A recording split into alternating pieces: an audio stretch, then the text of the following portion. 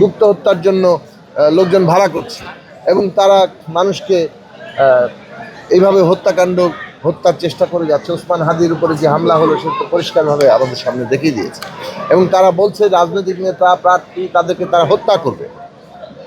এখন এইটাও সুযোগ পেয়েছে, কারণ হচ্ছে এখানে অভ্যুত্থানকারী শক্তিরা নিজেদের দলীয় স্বার্থকে এমনভাবে সামনে নিয়ে আসছেন এবং এমনভাবে তারা প্রতিযোগিতা করছেন যে এখন যে আমরা একটা গণতান্ত্রিক উত্তরণের কালে আছি, বিচার সংস্কার নির্বাচন এটা যে একটা জাতীয় কর্তব্য, জাতীয় পুনর্গঠনের কাজ, সেই কাজটি তো বলে গেছেন। রাজনৈতিক দলগুলোর মধ্যে কোনো কোনো দলকে দেখা যাচ্ছে যে কোনো মূল্যে কোনো একটা দলকে খাটো করে ক্ষমতায় আসতে হবে।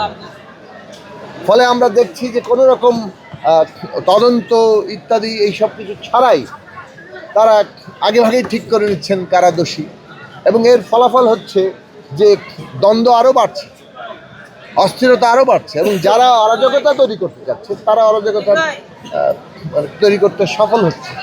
ফলে মূল লক্ষ্যটা হচ্ছে অভ্যুত্থানের অর্জন ব্যর্থ করে দেওয়া এবং সেইটা সম্ভব হবে যদি এইখানে অভ্যুত্থানকারী শক্তি সময়ের মধ্যে ন্যূনতম জাতীয় ঐক্যমত্য না থাকে গণতান্ত্রিক উত্তরণের প্রশ্ন।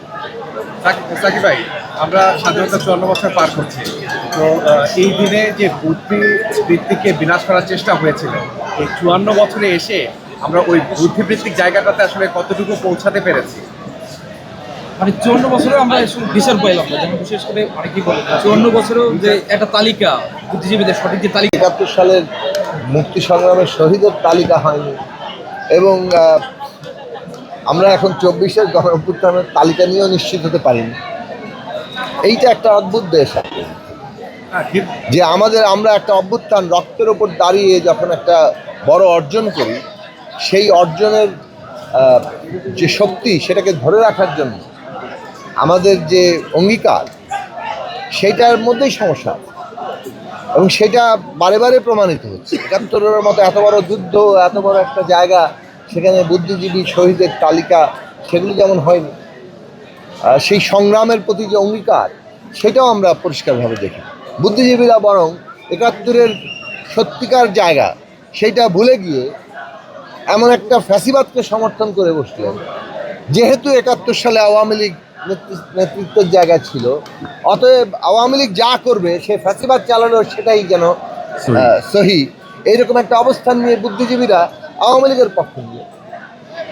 আবার এখন আমরা দেখছি যে এই যে 24-এর পরে যে গণ অভ্যুত্থান, সেই গণ অভ্যুত্থানের পরে যে সরকারের কর্তব্য ছিল যে আমাদের শহীদের তালিকা যথাযথভাবে নিরূপণ করা, প্রত্যেক শহীদের মর্যাদা রাষ্ট্রীয়ভাবে নিশ্চিত করা, সমস্ত আহতদের দায়িত্ব গ্রহণ করা, শহীদ পরিবারের দায়িত্ব গ্রহণ করা, এই সমস্ত জায়গাগুলো খুব গুরুত্বপূর্ণ ছিল।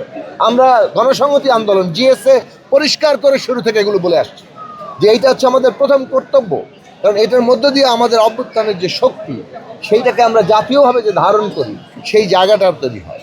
সেটাও আমরা করতে পারলাম না। আমরা বলেছি যে একটা ন্যূনতম জাতীয় ঐক্যমত্যের মধ্য দিয়ে আমাদেরকে এই গণতান্ত্রিক উত্তরণ দিতে হবে। হ্যাঁ, নির্বাচন ইত্যাদি প্রতিযোগিতা থাকবে, কিন্তু সেইটা এখন আমাদেরকে এমনভাবে আমাদের ঐক্যকে ছাপিয়ে গেলে আমরা অভ্যুত্থানকে বিপদগ্রস্ত করব। আজকে সেই পরিস্থিতি তৈরি হয়েছে। এখন আমাদের প্রয়োজন হচ্ছে ঐক্যবদ্ধভাবে বাংলাদেশের গণতান্ত্রিক উত্তরণের কাজটা করা।